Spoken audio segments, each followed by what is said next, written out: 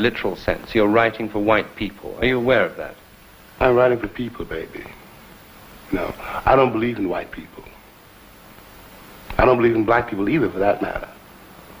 But I know the difference between being black and white in this, and at this time.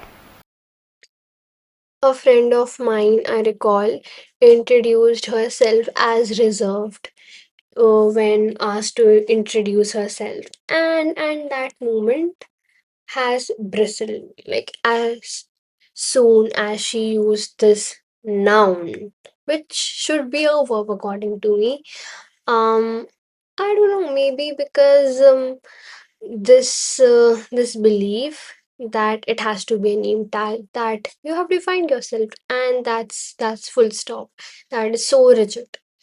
Mm, then later I've come across this beautiful personality, James Baldwin, and he has somehow, his work has made me help make sense of it all about labels, because I've been someone who has been this person who hates label, that how can be someone just quiet, how can be someone just outgoing.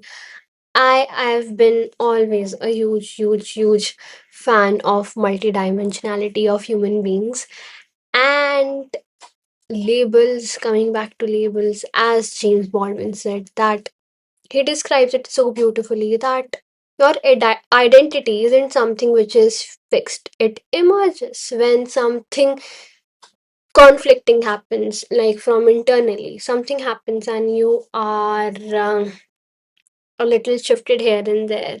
A stranger arrives and you are thrown off.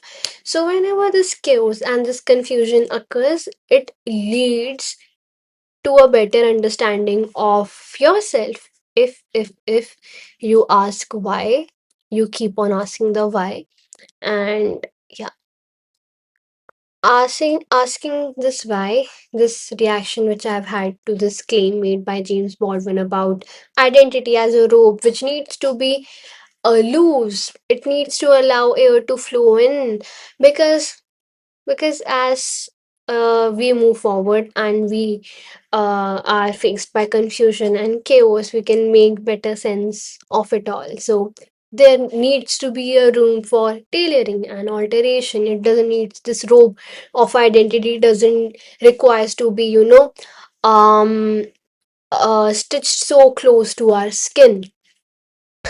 Moving forward, the next thing that I want to ask is, um when OY enters into the scene, it brings so much conflict. And I don't know why. Again, why? Maybe because when you don't fit into the neatly architectured mold, then there's problem in there. And I think you need to keep on asking why. I have been always that person, that even if it is if it sounds absurd, even if you're confused, even if there's chaos, you need to follow the why and why, because you'll reach finally ultimately the sense of self. And closing off with James Baldwin back again, is that different vocabularies of personality. Let it be outgoing, let it be quiet, let it be um beautiful or ugly, whatever. I don't think they are noun, they are verbs, they are something which we do. And contradictions are allowed to live together. You can be it holds for emotions, it holds for identity, it holds for so many stuff, that it can be in the same room. You can be sad and you can be happy at the same time. You can be quiet, you can be outgoing. It doesn't make you different, it makes you, because human beings, again, multidimensionality back into the picture. So yes, I think James Baldwin, when he talks about his struggle, I have taken his arguments into this label context, but his work, Here Be Dragons, or in his book, I think I'll read, next book has to be his, because I'm inspired the way he thinks so radically, and he just wrote his truth. And I think authenticity, at the end of the day, will lead to quality of life. That's all I can say for now. So yeah, I think that is all from my side about labels and James Baldwin, about his work a little bit here, and my reaction to the claims. I'll see you all in the next video. Until then, take care. Goodbye.